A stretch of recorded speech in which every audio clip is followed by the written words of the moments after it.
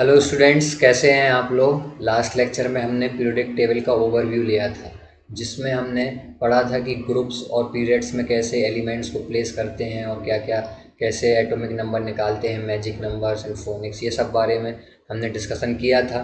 तो इस लेक्चर में हम कुछ इंपॉर्टेंट प्रॉपर्टीज़ पढ़ेंगे जिनसे हम क्वेश्चन सॉल्विंग में हमें काफ़ी हेल्प मिलेगी, जैसे कि Z effective, screening effect, isoelectronic species, JEE advance, mains दोनों में काफ़ी क्वेश्चन आते हैं इससे। तो ये टॉपिक्स हैं जो आज हम कवर करने वाले हैं, तो बने रहिए हमारे साथ में। स्टार्ट करते हैं बिना कोई देरी के, जेड इफेक्टिव और स्क्रीनिंग इफेक्ट। ठीक है, तो screening effect is also known as shielding effect. Shielding effect भी कहलाता है स्क्रीनिंग इफेक्ट। ठीक है, the phenomenon occurs when the nucleus reduces its force of attraction on valence electrons due to the presence of electrons in the inner cell. This known as screening effect. Outer electrons experience attraction from the nucleus and repulsion from the inner electrons. तो समझाता हूँ मैं इसको आपको तरीके से हिंदी में। हिंदी हमारी मातृभाषा है और हमें काफ़ी प्रिय है। जो ये न्यूक्लियस है,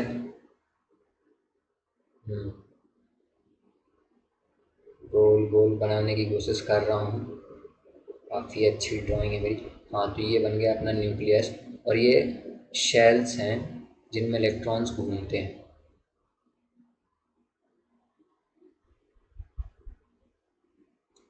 ठीक है, इधर इलेक्ट्रॉन्स घूम रहे हैं। अब क्या हो रहा होगा, व्हाट डू यू एक्सपेक्ट कि क्या चल रहा होगा इधर। ये घूमते हैं क्योंकि न्यूक्लियस इस पर सेंट्रिपिटल फोर्स लगाता है, मतलब सर्कुलर मोशन के लिए सेंट्रिपिटल फोर्स लगाता है जो कि परपेंडिकुलर होता है इसके वेलोसिटी के। ठीक है, इतना उसमें मत घुसिए, आप फिजिक्स में पढ़ेंगे सेंट्रिपिटल फोर्स, तब आपको क्लियर हो जाएंगी ये चीज़। पर इतना है कि ये गोल गोल घूमते हैं इलेक्ट्रॉन्स। ठीक है, इतना आपको अभी इतना केमिस्ट्री के हिसाब से नॉलेज होना चाहिए। राइट, मूविंग अहेड, तो देखते हैं भाई ये इलेक्ट्रॉन्स घूम रहे हैं। अब क्या हो रहा है, इस इलेक्ट्रॉन्स पे कौन कौन फोर्स लगा रहा होगा। देखो, एक तो ये न्यूक्लियस उसको बुला रहा है, भाई आ जाओ यार अंदर, यार मेरे पास आओ, थोड़ी बातचीत करते हैं अपन बैठ के। पर नहीं, इलेक्ट्रॉन कह रहा है मैं तो घूमना हूँ, मेरे को घूमने आया हूँ, मैं घूमूंगा बस।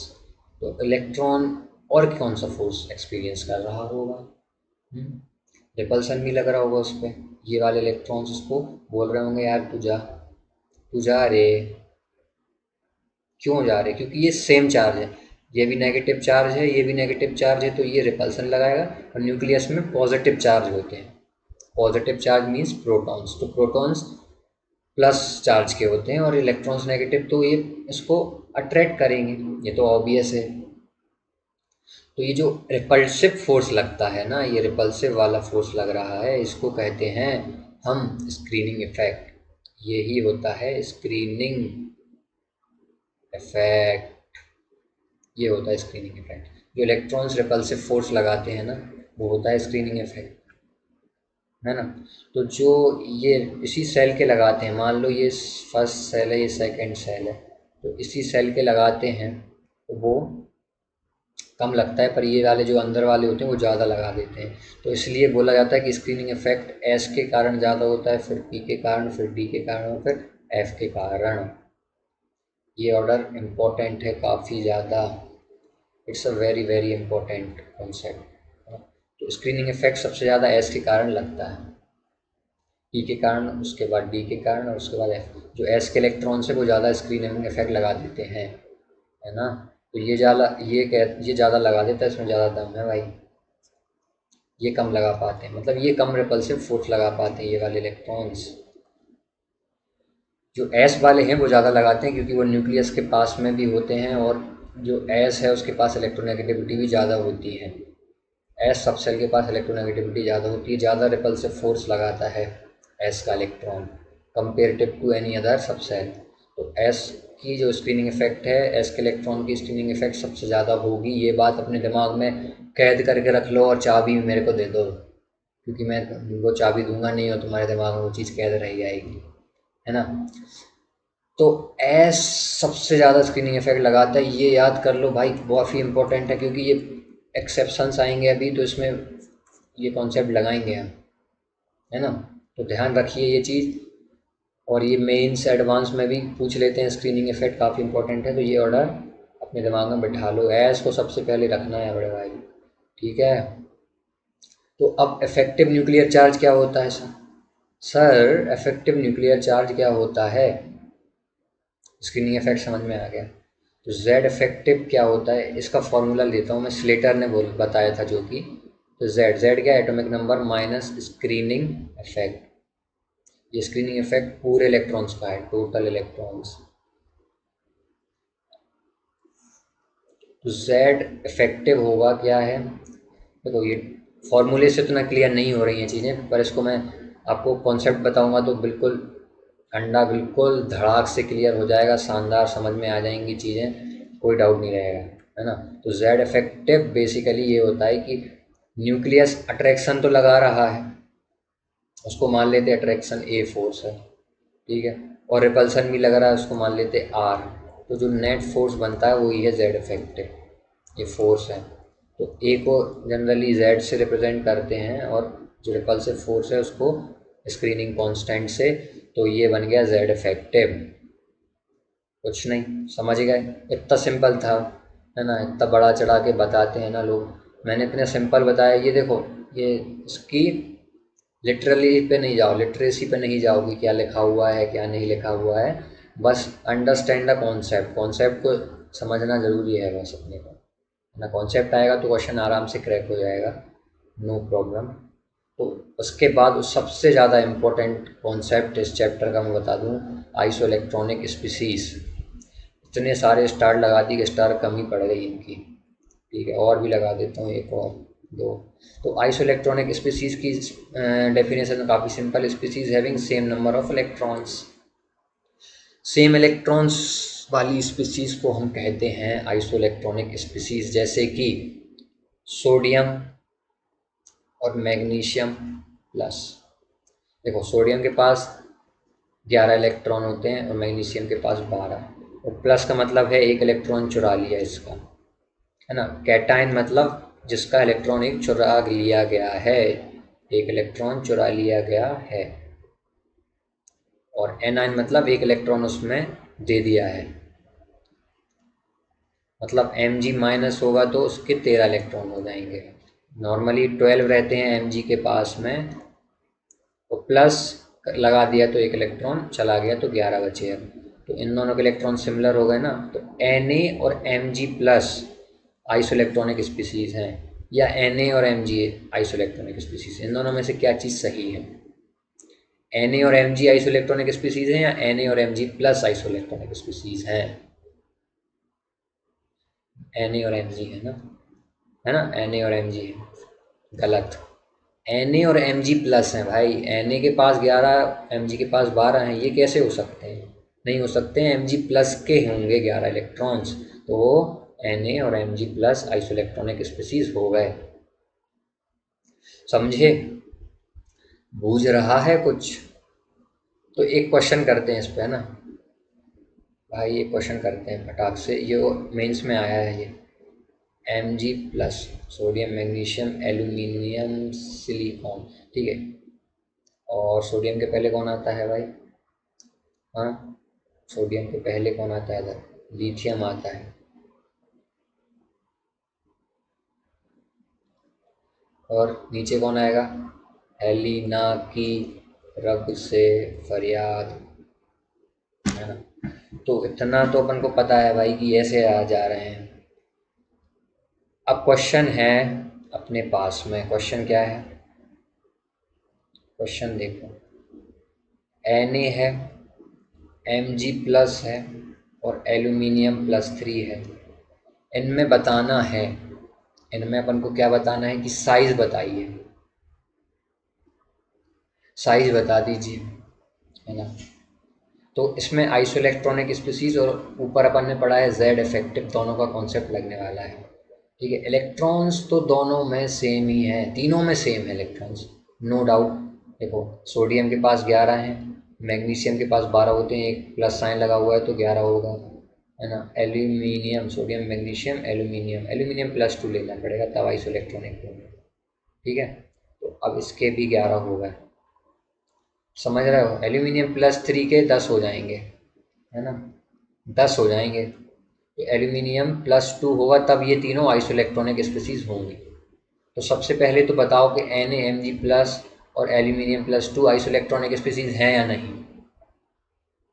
ऑब्वियसली हैं, क्योंकि इलेक्ट्रॉन्स सेम है तीनों में, ठीक है।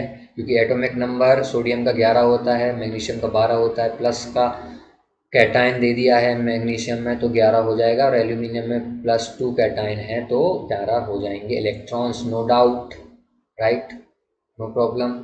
या तो साइज बताओ। देखो सबसे ज़्यादा प्रोटॉन किसके पास होंगे, प्रोटॉन सबसे ज़्यादा किसके पास होंगे। देखो प्रोटॉन्स पे तो इफेक्ट पड़ता नहीं है, प्लस कैटायन बना दो एनायन बना दो, प्रोटॉन्स तो एटॉमिक नंबर के बराबर ही होंगे।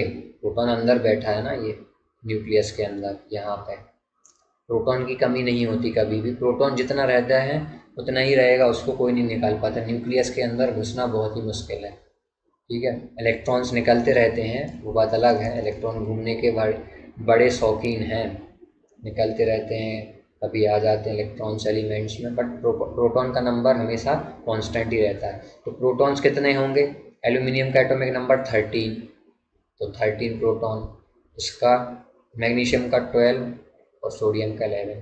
अब इसको 13 प्रोटॉन पुल कर रहे हैं, इसको 12 और इसको 11, तो सबसे छोटा साइज किसका होगा, ऐसा पुल कर रहे हैं। तो इसको 13 कर रहे हैं, एल्यूमिनियम को 13 कर रहे हैं तो ज़्यादा छोटा हो जाएगा। मैग्नीशियम को 12 कर रहे हैं तो थोड़ा कम होगा। और देखो सबसे कम कर रहे हैं सोडियम को, तो सोडियम का साइज़ बड़ा होगा, फिर मैग्नीशियम का और फिर एल्यूमिनियम का। एल्यूमिनियम का साइज़ सबसे छोटा होगा। तो ये क्वेश्चन आ चुका है मेंस में और एडवांस में भी आ चुका है ना। तो एल्यूमिनियम का साइज़ सबसे छोटा होगा, फिर मैग्नीशियम का होगा और फिर सोडियम का होगा। इसका एक ट्रिक है ना। तो सबसे पहले ट्रिक के पहले एक चीज़ और देखते हैं, इसमें कॉन्सेप्ट लगा हुआ है जेड इफेक्टिव का। जेड इफेक्टिव सबसे ज़्यादा लग रहा है एल्यूमिनियम में जेड इफेक्टिव सबसे ज़्यादा लग रहा था। तो सबसे ज़्यादा साइज़ नहीं है इसकी, सबसे ज़्यादा साइज़ नहीं है। जितना ज़्यादा जेड इफेक्टिव होगा उतनी छोटी हो जाती है साइज़।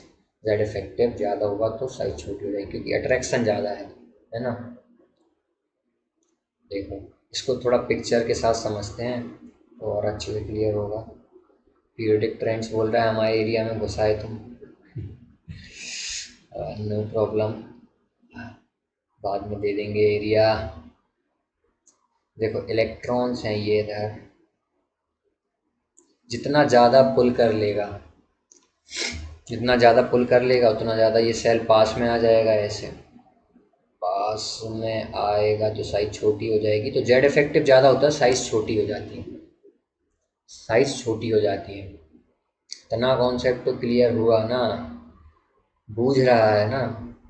ओके देन, तो एक ट्रिक बता देता हूँ, गोल्डन हेवन सेंट ट्रिक है ये, कि एनाइंस होंगे अगर आइसोइलेक्ट्रॉनिक स्पीसीज में, आइसोइलेक्ट्रॉनिक स्पीसीज दी हुई हैं काफ़ी सारी, उसमें अगर एनाइंस है तो उनकी साइज सबसे ज़्यादा होगी। जितना ज़्यादा एनायनिक चार्ज होगा, मान लो A-3 है, B-2 है, C-1 D और E+ है, तो सबसे ज़्यादा साइज़ होगी A-3 की। जितना ज़्यादा एनायनिक चार्ज उतनी ज़्यादा साइज़।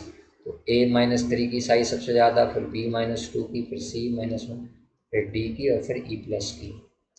कैटायनिक चार्ज इतना ज़्यादा उतनी साइज़ छोटी। समझ गए, ओके। तो ये ट्रिक याद रखना, एनाइंस की साइज़ जो है आइसोइलेक्ट्रॉनिक स्पीसीज से रिगार्डिंग है ये, है ना। उसके बाद न्यूट्रल और उसके बाद कैटाइंस। ठीक है, अच्छे से पढ़ लो आइसोइलेक्ट्रॉनिक स्पीसीज और इनऑर्गेनिक भी, है ना। अभी जो भी इंटरेस्ट हैं वो सब फ्यूटिलिटी हैं, सारे वेस्ट ही हैं आपके लिए। Just focus on your studies right now, वही फ्रूटफुल है, काम में आएगा आपको, आगे कॉलेज मिलेगा अच्छा, बढ़िया बढ़िया, अच्छा फिर पैकेज लगेगा आपका। So just focus on your studies, है ना। पीरियोडिक ट्रेंड्स पढ़ते हैं आप, पीरियोडिक ट्रेंड्स क्या होते हैं। आइसोइलेक्ट्रॉनिक स्पीसीज हो चुकी हैं, पीरियोडिक ट्रेंड्स पे आ जाते हैं। पीरियोडिक ट्रेंड्स में इम्पोर्टेंट प्रॉपर्टीज़ हैं बहुत सारी। पीरियोडिक ट्रेंड्स में हम क्या क्या पढ़ेंगे आज।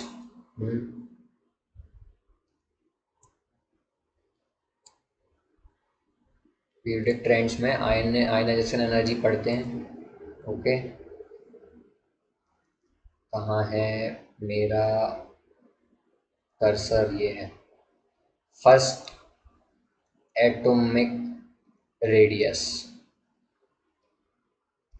दूसरा आयोनिक रेडियस, तीसरा ionization energy, fourth is electron gain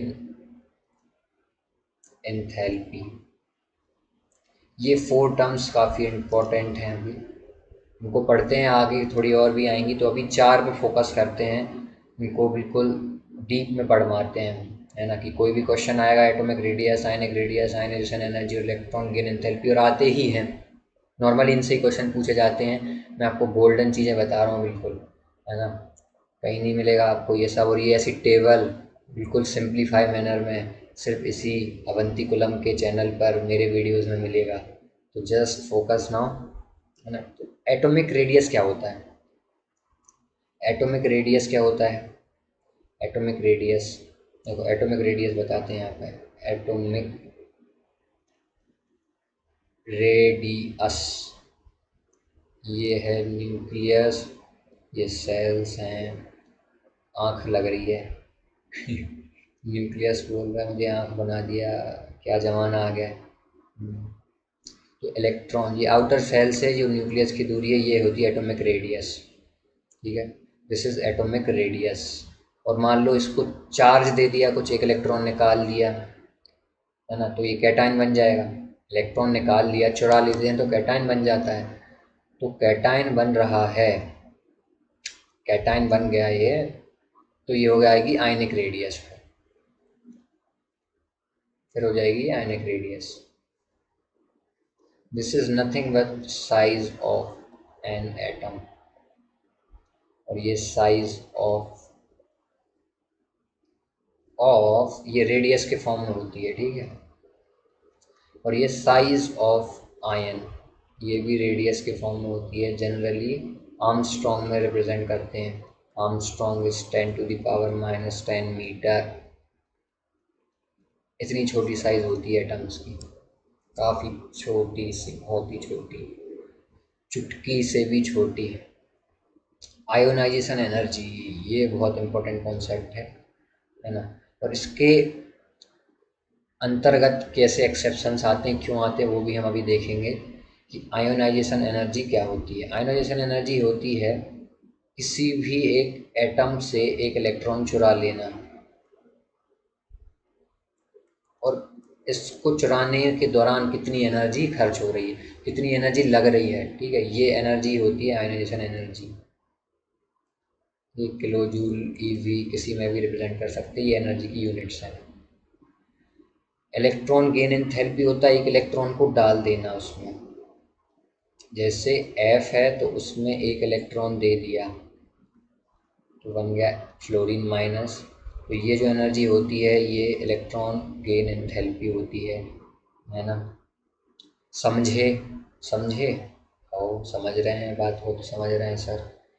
तो आयोनाइजेशन एनर्जी है ये। तो इसका क्या करें, क्या करना है इसका? इसका ट्रेंड देखते हैं कि टेबल में कैसे कहाँ जाएंगे तो बढ़ेगी घटेगी। ये एक सिंप्लीफाइड मैनर में मैंने आपको टेबल बता रहा हूँ, इतना सिंपल कहीं नहीं मिलेगा। देखो, तो एटॉमिक रेडियस के बारे में ज़रा सोचिए, एटॉमिक रेडियस के बारे में ज़रा सोचिए कि नीचे जा रहे हैं हम ग्रुप के, तो नीचे जाते हैं तो क्या होता है, मैजिक नंबर पढ़े हैं हमने, 8 2 8 8 18 18 32, ऐसे इलेक्ट्रॉन्स बढ़ते जाते हैं। फर्स्ट से सेकंड पीरियड में आ रहा है तो 2 से इंक्रीज़ हो जाएगा। हाइड्रोजन से लिथियम में आए तो हाइड्रोजन का 1 होता है, जो लिथियम का कितना हो जाएगा, 1 + 2 3, ऐसे ही यूज़ करते जाएंगे, 8 8 18 18 32 रिस्पेक्टिवली। इस तरफ उल्टा थोड़ा होता है, 2 नहीं आता है, 8 8 से स्टार्ट हो जाता है, 8 8 18 18 32। ये इधर के मैजिक नंबर हैं। ये स्कैंडियम से लेफ्ट में लगता है, ये 2 8 8 टू वाला स्कैंडियम से लेफ्ट में लगता है और 8 से स्टार्टिंग वाला रूल राइट में लगता है। ये मैजिक नंबर्स हैं, मैजिक नंबर्स, है ना। उसका क्वेश्चंस भी किए थे पिछले लेक्चर में हम, तो उसको गो थ्रू कर सकते हैं अगर आपने नहीं देखा हो तो। नाउ सबसे पहले देखें कि इतने इलेक्ट्रॉन बढ़ रहे हैं 8 से 18 से, तो what do you expect, electrons बढ़ रहे हैं, इलेक्ट्रॉन्स बढ़ जा रहे हैं। जैसे ग्रुप के नीचे जाते हैं तो इलेक्ट्रॉन बढ़ जा रहे हैं, तो ऐसे सेल्स भी तो बढ़ेंगे यार, नहीं बढ़ेंगे? इलेक्ट्रॉन भरने के लिए ऐसे सेल्स भी तो बढ़ जाएंगे, फिर ऑब्वियसली बढ़ेंगे सर, इसमें क्या है। तो क्या हो जाएगा, साइज बढ़ जाएगी भाई, साइज बढ़ जाएगी, नीचे जाने पे साइज बढ़ जाएगी, नीचे जाने पे साइज बढ़ती है, ठीक है। तो atomic radius increases down the group, नीचे जाने पे इंक्रीज होती है। ये हो गया atomic radius, and similar for the ionic radius भी सिमिलर ही होता है, इंक्रीजेस डाउन द ग्रुप।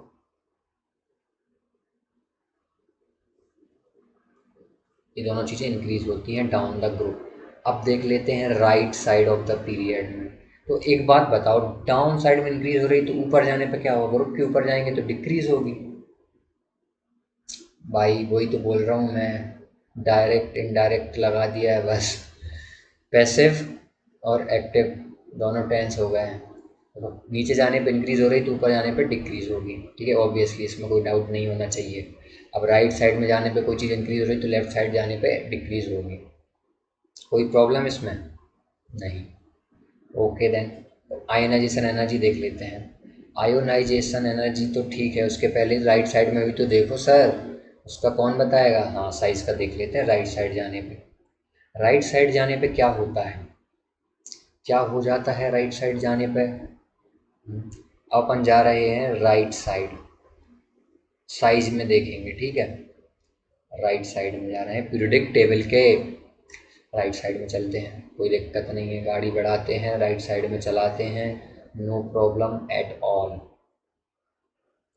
तो जैसे जैसे बढ़ाते हैं तो एक एक इलेक्ट्रॉन बढ़ता जाता है, सबका बढ़ रहा है ना, 22 से 23, 23 से 24, ये देखो स्कैंडियम का 21, टाइटेनियम का 22, वेनेडियम का 23, एक इलेक्ट्रॉन बढ़ जाता है। मतलब ऐसा है, ये न्यूक्लियस, ये सेल्स हैं, तो एक अलग ऐसा है अभी तो केस, ठीक है।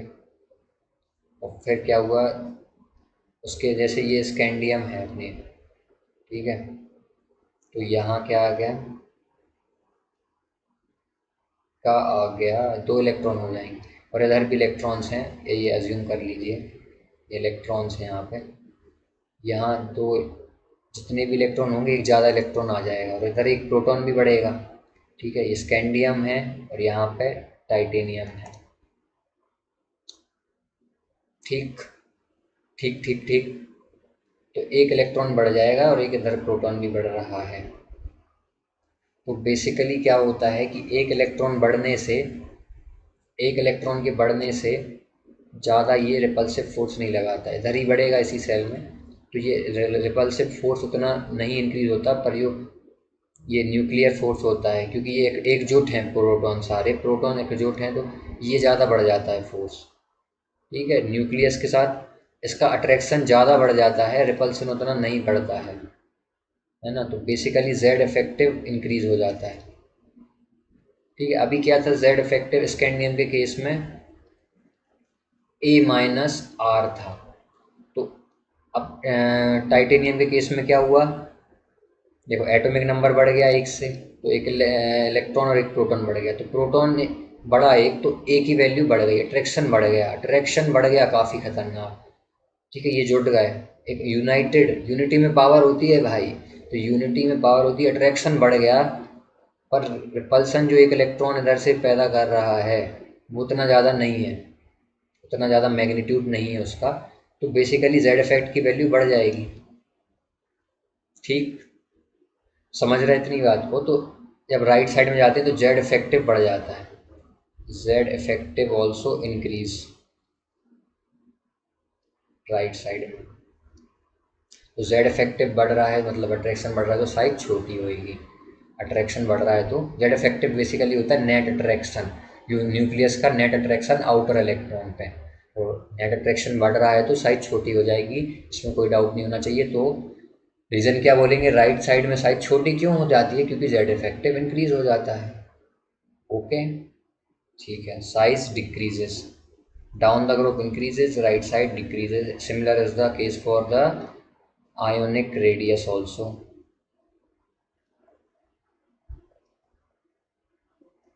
इसके लिए भी यही केस है। ठीक है, तो इतना बात क्लियर हो गया। अब एक क्वेश्चन करते हैं ना, एक क्वेश्चन करते हैं अपन सॉल्व।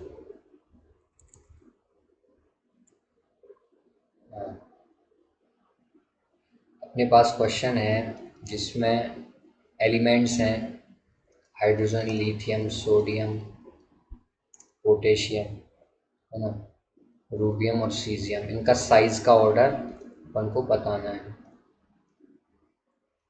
इससे सिंपल क्वेश्चन शायद ही हो, है ना, हमने जो पढ़ा है अभी उसी के बेस पे। तो ये आपको फोनिक्स याद होंगे तो ये बना लेंगे क्वेश्चन, अब अच्छे समझ में आ रहा होगा। हेलिना की रफ से मतलब फर्स्ट ग्रुप की बात चल रही है, तो ऐसे है हेलिना की रब से। ठीक है, तो साइज नीचे जाने पे क्या होता है, बढ़ती है, बढ़ती है ना। तो क्या ऑर्डर होना चाहिए, एल, एल आई का सबसे ज़्यादा, फिर हाइड्रोजन, फिर सोडियम, फिर पोटेशियम, रूबियम और सीजियम। देखो यहाँ इंक्रीजिंग या डिक्रीजिंग क्या लिखा है वो ध्यान से पढ़ना, क्योंकि क्वेश्चन ध्यान से पढ़ेंगे 50% क्वेश्चन वहीं सॉल्व हो जाता है ना। Important is that you read the question carefully.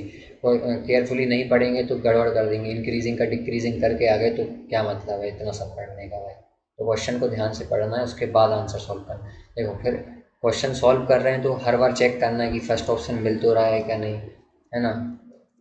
मिल गया फर्स्ट ही ऑप्शन तो टिक लगा के आगे बढ़ेंगे, है ना। तो ये भी ध्यान रखना है, क्वेश्चन ध्यान से पढ़ना है, ऑप्शन चेक करते रहना है अपन को। ठीक है, ये है टाइम सेविंग चीज़ें हैं। और इंटेलिजेंटली अगर करेंगे solve, smart work is necessary in JEE. Hard work भी ज़रूरी है पर स्मार्ट वर्क भी कंपेरेटिवली उतना ही ज़रूरी है। तो क्या हुआ, सबसे ज़्यादा साइज सीजियम की है, तो ये मान लो ऐसा ऑर्डर दिया होता है caesium, rubidium, potassium, sodium, lithium और हाइड्रोजन, तो सेकंड वाला ऑप्शन लगा के आगे बढ़ जाते +4। ओके, इधर तक कोई डाउट, नो। तो बढ़ते हैं आगे फिर।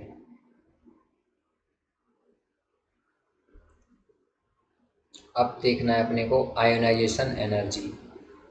आयोनाइजेशन एनर्जी का क्या होता होगा,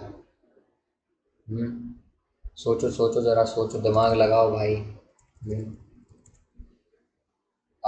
साइज छोटी होती है राइट में जाने पे, साइज छोटी हो रही, साइज छोटी हो रही है तो इलेक्ट्रॉन का जो फोर्स है न्यूक्लियस पे वो ज़्यादा लग रहा है, क्योंकि इलेक्ट्रोस्टैटिक फोर्स जो होता है वो इन्वर्सली प्रोपोर्शनल होता है डिस्टेंस के। जितना कम डिस्टेंस होगा उतना ज़्यादा फोर्स लगेगा, साइज छोटी है तो ज़्यादा फोर्स लगेगा, तो इलेक्ट्रॉन्स को जाने नहीं देगा ये। ज़्यादा फोर्स लग रहा है ना, साइज छोटी है राइट साइड जाने पे, मान लो एक है ए और एक बी है, तो बी की साइज छोटी है और ए काफ़ी बड़ा है, ये ए है भाई और ये बी है। तो इसको इलेक्ट्रॉन, जो ए है वो, अगर कोई इलेक्ट्रॉन चुराने की बात करता है कि मैं एक इलेक्ट्रॉन लेके भाग जाऊंगा जरा, तो न्यूक्लियस उतना ज़्यादा फोर्स नहीं लगाएगा, एफ ए ज़्यादा होगा एफ बी से। नहीं, सही है क्या ये, नो, एफ बी ज़्यादा होगा। फोर्स जो न्यूक्लियस लगा रहा होगा इस वाले इलेक्ट्रॉन पे वो ज़्यादा होगा, वो ज़्यादा होगा, बिल्कुल ज़्यादा होगा भाई। तो ये इलेक्ट्रॉन इजीली नहीं निकलेगा तो उसकी आयोनाइजेशन एनर्जी ज़्यादा होगी। अब किसी चीज़ को निकालने में फोर्स इस तरफ से भी लग रहा है तो ज़्यादा एनर्जी लगेगी ना, इधर ज़्यादा फोर्स लग रहा है और इधर खींचना चाह रहे हो तो एनर्जी लगेगी ज़्यादा। तो साइज जितना छोटा है, कॉन्सेप्ट दिमाग में बिठा लो, साइज छोटा है तो आयोनाइजेशन एनर्जी ज़्यादा होगी। तो इसका जो साइज का ऑर्डर है उसका उल्टा हो जाएगा आयोनाइजेशन एनर्जी, होगा या नहीं होगा, बताओ भाई। कोई भी अमीर आदमी है, ठीक है, उससे पैसे मांग रहा है तो फिर भी वो आसानी से दे रहा है, है ना। अब ये बी कह रहा है मेरे को पास इलेक्ट्रॉन ही है, बस उसी को ले जाओ, तो वो नहीं देगा, एनर्जी लगाएगा पूरी। बी एनर्जी पूरी लगाएगा, छोटा है वो, फोर्स पूरा लगाएगा बिल्कुल, नहीं निकलने देगा इलेक्ट्रॉन्स को। तो आयोनाइजेशन एनर्जी बी की ज़्यादा होगी, साइज छोटी होगी तो आयोनाइजेशन एनर्जी ज़्यादा होगी। तो आयोनाइजेशन एनर्जी लिख लेते हैं यहीं पे, ठीक है। Ionization energy E. तो इन देखो यहाँ डाउन द ग्रुप साइज बढ़ रही है, साइज बढ़ रही है तो आयोनाइजेशन एनर्जी घटेगी, उल्टा होता है साइज के, ठीक है। साइज बढ़ेगी तो आयोनाइजेशन एनर्जी घटेगी, और सिमिलरली राइट साइड में साइज छोटी होती है तो यहाँ आयोनाइजेशन एनर्जी बढ़ेगी राइट साइड में पीरियड के। ये डाउन की ग्रुप बात हो रही है ना। और इलेक्ट्रोनेगेटिविटी भी, इलेक्ट्रोनेगेटिविटी होती है जो, इलेक्ट्रोनेगेटिविटी भी होता है इलेक्ट्रॉन को खींचने की क्षमता, बाहर के इलेक्ट्रॉन को, ठीक है। ये होते हैं बाहर के इलेक्ट्रॉन्स को, ये ऐसे न्यूक्लियस है, ये बाहर से इलेक्ट्रॉन खींचना है इसको। तो साइज छोटी होगी तो जल्दी खींच पाएगा भाई, साइज बड़ी है काफ़ी, है ना। मान लो ये केस है और एक और केस ले लेते हैं, साइज काफ़ी बड़ी है, मान लो बहुत ज़्यादा बड़ी है, और बड़ी मान लेते हैं ऐसे। ये सर्कल बनाना है अपने को, क्या बन गया, स्पाइरल बनता जा रहा है। तो एक इलेक्ट्रॉन यहाँ पे है, अब देखो यहाँ डिस्टेंस बढ़ जाएगा तो फोर्स उतना नहीं लग पाएगा, तो इलेक्ट्रोनेगेटिविटी भी साइज की तरह होती है। तो आयोनाइजेशन एनर्जी, इलेक्ट्रोनेगेटिविटी साइज छोटी होने पर क्या होगा, बढ़ती है, इलेक्ट्रॉन खींचने की क्षमता बढ़ती है। जितना छोटा होगा, अब इलेक्ट्रॉन यहाँ पे है तो आसानी से खींच जाएगा, पर अच्छा बड़ा है न्यूक्लियस और इलेक्ट्रॉन की दूरी है वो ज़्यादा हो जाएगी तो खींचने में दिक्कत आएगी। ये दिक्कत आएगी तो इलेक्ट्रोनेगेटिविटी कम होती है, जितना ज़्यादा खींच पाता है न्यूक्लियस बाहर के इलेक्ट्रॉन्स को उतना ज़्यादा इलेक्ट्रोनेगेटिविटी होती है। समझ रहे हो ये बात। इलेक्ट्रोनेगेटिविटी क्या होती है कि न्यूक्लियस कितना खींच पा रहा है इलेक्ट्रॉन को, साइज छोटी होगी तो न्यूक्लियस और इलेक्ट्रॉन की दूरी कम होगी, दूरी कम होगी तो फोर्स ज़्यादा होता है, दूरी कम होती है तो फोर्स ज़्यादा होता है, ठीक है। ये ग्रेविटेशनल और इलेक्ट्रोस्टैटिक दोनों यही बोलते हैं कि दूरी कम है तो फोर्स ज़्यादा होगा, है ना। दूरी कम होगी, लॉन्ग डिस्टेंस रिलेशनशिप इसलिए वर्क नहीं करते हैं, दूरी ज़्यादा बढ़ जाती है, अट्रैक्शन कम हो जाता है। तो देखते हैं अभी इस बात को, अब आगे बढ़ जाते हैं भाई साहब, इधर देख लो जल्दी फटाक से, है ना, मिस नहीं करना है। इलेक्ट्रोनेगेटिविटी भी आयोनाइजेशन एनर्जी जैसे ही जाती है, डिक्रीजेस डाउन ग्रुप। देखो यहाँ पर दिख नहीं रहा होगा आपको, यहाँ लिख लेते डिक्रीजेस डाउन द ग्रुप, मतलब नीचे जाएंगे पीरियोडिक टेबल के, ये नीचे जा रहे हैं अगर अपन, देखो यहाँ लिखा होगा इंक्रीजेस, ये सब इंक्रीज होती हैं, जैसे आयनाइजेशन एनर्जी, इलेक्ट्रोनेगेटिविटी और एफिनिटी। एफिनिटी भी सिमिलर होती है, एफिनिटी क्या होता है वो भी हम पढ़ेंगे अभी। तो आयोनाइजेशन एनर्जी और इलेक्ट्रॉन एफिनिटी, इन तीन का ट्रेंड सिमिलर होता है, इन तीनों का ट्रेंड सिमिलर होता है। इलेक्ट्रोनेगेटिविटी समझ गए, न्यूक्लियस कितना खींच पा रहा है इलेक्ट्रॉन को, ठीक है, जितना छोटा होगा उतना ज़्यादा खींच पाएगा। इलेक्ट्रोस्टैटिक फोर्स ज़्यादा लगेगा, इलेक्ट्रोस्टैटिक फोर्स मतलब अट्रैक्शन फोर्स अपोजिट चार्ज का ज़्यादा लगेगा, है ना। समझ रहे हो, लॉन्ग डिस्टेंस रिलेशनशिप में, तो समझ गए इतनी बात है तो आप समझदार हैं।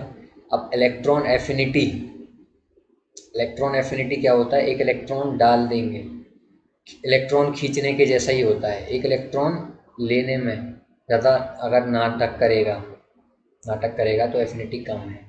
इलेक्ट्रॉन लेने, इलेक्ट्रॉन नेगेटिविटी के सिमिलर ही होता है पर सेम नहीं होता, सिमिलर होता है, ठीक है। ये आगे हम डिफरेंस पढ़ेंगे, है ना। तो अब आगे बढ़ जाते हैं, अभी तो सिमिलर मान लो, इलेक्ट्रोनेगेटिविटी और इलेक्ट्रॉन एफिनिटी को सिमिलर मान सकते हैं। एफिनिटी मतलब चाह, इलेक्ट्रॉन की चाह, ठीक है। इलेक्ट्रॉन नेगेटिविटी बेसिकली न्यूक्लियस की पावर डिटरमाइन करता है, न्यूक्लियस के पास कितनी पावर है खींचने की बाहर इलेक्ट्रॉन को, और एफिनिटी चाह बताता है कि इलेक्ट्रॉन कितना लविंग नेचर है इलेक्ट्रॉन के प्रति न्यूक्लियस का। बेसिकली सिमिलर ही हैं दोनों, है ना। सिमिलर ही, मुझे तो सिमिलर ही लगता है, पर कोई कहीं कहीं कुछ बुक्स में डिफरेंट भी बताया गया है, पर आप सिमिलर मान सकते हैं, कोई दिक्कत नहीं है। पर ट्रेंड्स में दिक्कत आती है एक बार, ठीक है, ट्रेंड्स में डिफरेंट माना जाता है। कई बार ट्रेंड्स होते हैं तो इलेक्ट्रॉन एफिनिटी और इलेक्ट्रॉन नेगेटिविटी के ट्रेंड्स अलग अलग हो जाते हैं, ठीक है। इलेक्ट्रॉन नेगेटिविटी के ट्रेंड्स तो ज़्यादा, जो ऐसा अभी अपन डिस्कस कर रहे हैं वैसे ही चलेंगे, पर एफिनिटी में एक्सेप्शंस आते हैं, है ना, एक्सेप्शंस आते हैं, वो हम कवर करेंगे अभी, ठीक है। एक्सेप्शंस आ जाते हैं ट्रेंड्स में। अब ऐसा डायरेक्टली लिख सकते हैं, जैसा क्वेश्चन आ रहा है इलेक्ट्रोनेगेटिविटी का कि है लीना की रफ से फरियाद, इसमें सबसे ज़्यादा इलेक्ट्रोनेगेटिविटी किसकी होगी? सबसे ज़्यादा इलेक्ट्रोनेगेटिविटी लिथियम की होगी या हाइड्रोजन की होगी। सबसे ज़्यादा ऊपर है वो, उसकी सबसे छोटी साइज है, तो सबसे ज़्यादा इलेक्ट्रोनेगेटिविटी होगी, इसमें कोई डाउट, नो प्रॉब्लम, है ना। ऐसे ही आयोनाइजेशन एनर्जी सबसे कम हाइड्रोजन की होगी, मतलब सबसे ज़्यादा होगी। साइज सबसे छोटी है, आयोनाइजेशन एनर्जी सबसे ज़्यादा होगी। अपोजिट होती है, साइज एक अपना अलग है, और उसके उल्टे कौन कौन? आयोनाइजेशन एनर्जी, इलेक्ट्रोनेगेटिविटी और इलेक्ट्रॉन एफिनिटी, ये अपोजिट है बिल्कुल साइज के, ठीक है। ये चार ऑर्डर बिल्कुल याद हो गए, साइज का याद कर लो, चारों के हो जाएंगे, ठीक है। साइज अलग है, इलेक्ट्रॉन एफिनिटी, आयोनाइजेशन एनर्जी और इलेक्ट्रॉन नेगेटिविटी इसके अपोजिट है, जस्ट अपोजिट है, ओके। इसमें कोई डाउट नहीं होना चाहिए। तो एक चीज़ और देख लेते हैं, एक क्वेश्चन करते हैं, उससे समझेंगे। Affinity affinity affinity, where is affinity? हाँ, हमने पढ़ लिया एफिनिटी क्या होता है। एक इलेक्ट्रॉन दे, एफिनिटी चाह, एफिनिटी मतलब चाह, और इलेक्ट्रॉन मतलब इलेक्ट्रॉन, इलेक्ट्रॉन की चाह ही एफिनिटी है, ठीक है। तो एफिनिटी के बारे में इतना ध्यान रखो कि ऑर्डर तो वही फॉलो होगा, एटॉमिक रेडियस के अपोजिट वाला, एटॉमिक रेडियस के अपोजिट वाला। एटॉमिक रेडियस आपको समझना पड़ता है, क्योंकि एटॉमिक रेडियस क्लियरली दिखता है कि भाई इलेक्ट्रॉन नीचे बढ़ रहे हैं तो एटॉमिक रेडियस बढ़ेगी, तो उसके हिसाब से आप ज़्यादा अच्छे से जज कर पाएंगे, क्योंकि अपोजिट ही लेना है बस। पर कहीं कहीं एक्सेप्शंस आते हैं, जैसे कि देखो इलेक्ट्रॉन एफिनिटी है, कहीं पे गड़बड़ नहीं करेगा, बस गड़बड़ कर देता है 15 16 17 तो इन ग्रुप में 16 17 तो 18 में 16 का कौन सा होता है? वो से टी हो, फसल, ब्रो, ई, एट, और 18 है ने अगर कर 0 पर रन आउट, है ने अगर का 0 पर रन आउट, उससे टी को फसल, ब्रो, ई, एट, यूएस, यूएस भी होता है इसके नीचे, वो रेडियो एक्टिव है तो उसके बारे में डिस्कस नहीं करते हैं नॉर्मली, और कोर्स में भी नहीं है। तो अब देखो नॉर्मली क्या है, नीचे जाने पर साइज बढ़ती है तो इलेक्ट्रॉन एफिनिटी क्या होगी? बढ़ती है, घटेगी।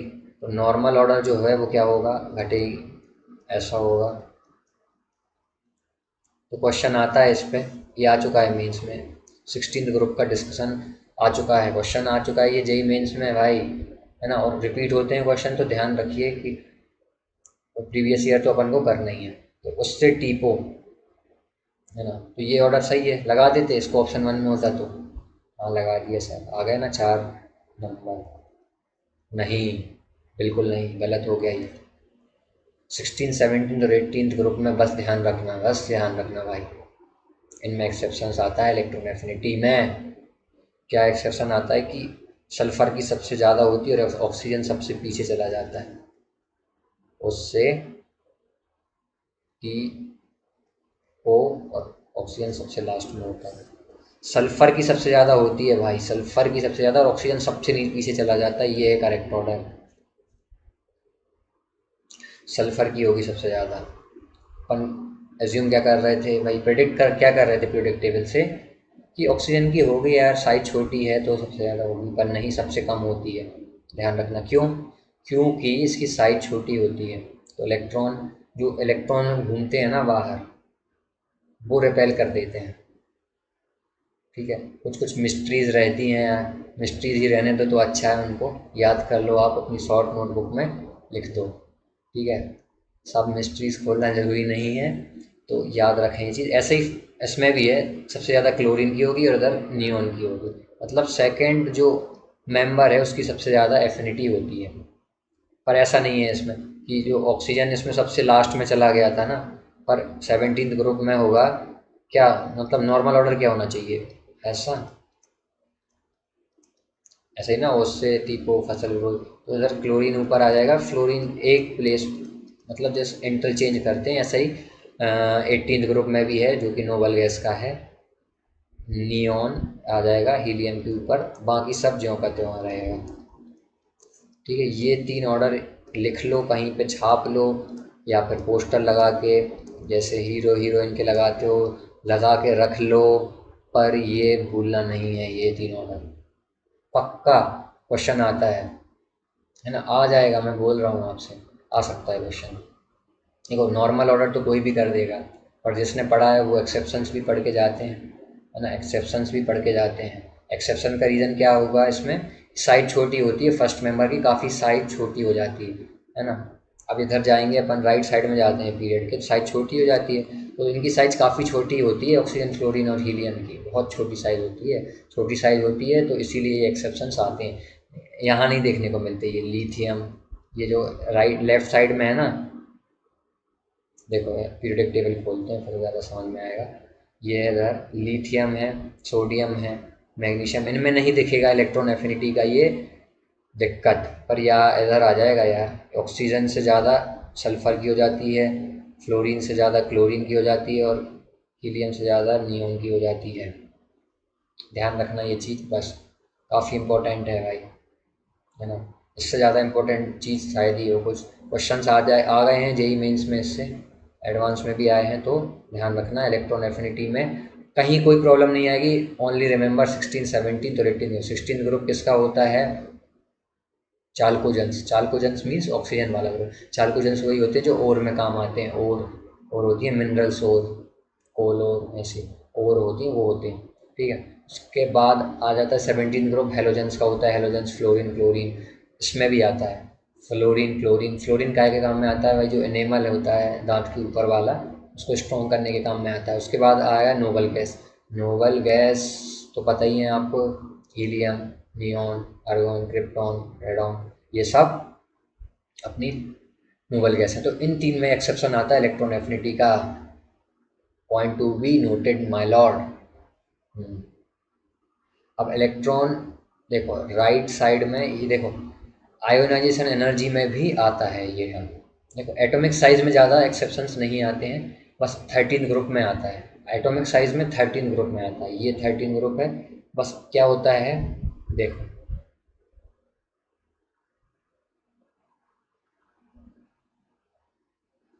एटॉमिक साइज का देखते हैं, एटॉमिक साइज सिर्फ 13 ग्रुप में नाटक करता है, बस 13 ग्रुप में, ये ध्यान रखना। और कहीं भी कोई भी ग्रुप का अगर ऑर्डर लिखने को आएगा तो एज इट इज़ लिख देंगे, नीचे साइज बढ़ता है, राइट साइड जाने पे घटती है साइज बस। पर 13 ग्रुप में ध्यान रखना कि क्या होता है, बाल गेन ट्यूटेलियम। ठीक है, तो क्या होगा कि जो गैलियम की साइज है वो ऑलमोस्ट इक्वल होती है एल्यूमिनियम के, सबसे थोड़ी सी ज़्यादा ही होती है, पर नीचे जाने पे क्या होता है, अपन प्रेडिक्ट क्या करते हैं कि गैलियम की ज़्यादा होगी, नीचे जा रहे हैं तो साइज़ बढ़ेगी गैलियम की, पर नहीं, ऐसा नहीं होता, एल्यूमिनियम की ज़्यादा होती है, ज़्यादा और ऑलमोस्ट इक्वल ही होती है गैलियम से। क्यों होता है ऐसा, क्यों होता है ऐसा, हमने पढ़ा था स्क्रीनिंग इफेक्ट, स्क्रीनिंग इफेक्ट होता है। देखो सबसे पहले नंबर एल्यूमिनियम का एटॉमिक नंबर बताओ, 13 होता है, तो इसका कन्फिग्रेशन लिखो 1s2 2s2 2p6 3s2 2p1, है ना। और अब गैलियम का लिखो, गैलियम कितना होगा, 8, कितना ऐड करेंगे, 18 ऐड करेंगे ना इसमें, कितना ऐड करना पड़ेगा इसमें, 18, बताओ भाई कितना ऐड, 18 ऐड करेंगे कितना होगा, 31, 31 ऐड कर दिए तो हो गया 1s2 2s2 2p6 3s2 3p6, कितना हो 10 और 8 18 के बाद 4s2 20 के बाद आएगा 3d 30 4p6 4p6 आ गया कितना, 10 20, 10 हो गया 20 30 36, नहीं तो इसमें एक ही आएगा बस, सुना 30 हो गया यहाँ तक, और 3p